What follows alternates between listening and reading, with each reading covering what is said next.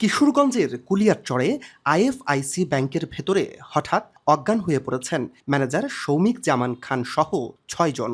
রোববার বেলা ১১টার দিকে এই ঘটনা ঘটে। অচেতন অবস্থায় তাদের বাজিতপুরের একটি বেসরকারি মেডিকেল কলেজ হাসপাতালে ভর্তি করা হয়। প্রত্যেক দিনের মতোই চলছিল ব্যাংকের স্বাভাবিক কার্যক্রম। হঠাৎ করেই ব্যাংকের ম্যানেজার সহ ৪ জন কর্মকর্তা একে একে অজ্ঞান হয়ে পড়েন।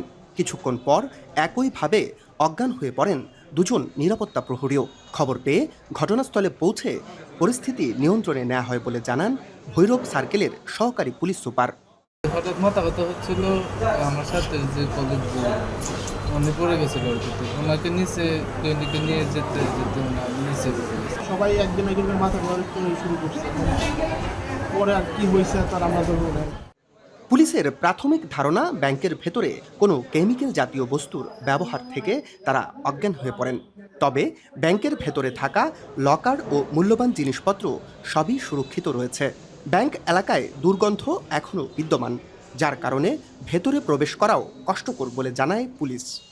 ব্যাংকের ভল্ট এবং অন্যান্য ক্যাশ বক্স এগুলো সুরক্ষিত আছে এবং এখানে কোনো কিছু খোয়া যায়নি। আমরা পরবর্তী আইনগত ব্যবস্থা প্রক্রিয়াধীন আছে। ভিতরে না ঢুকে আসলে কিছু বলা যাচ্ছে না। আর আমরা সবাই এখানে আছি, ওনাদের জন্য অপেক্ষা করছি।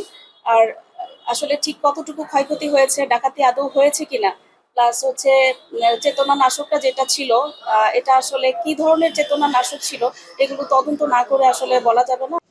ব্যাংকটি আপাতত লক করে রাখা হয়েছে।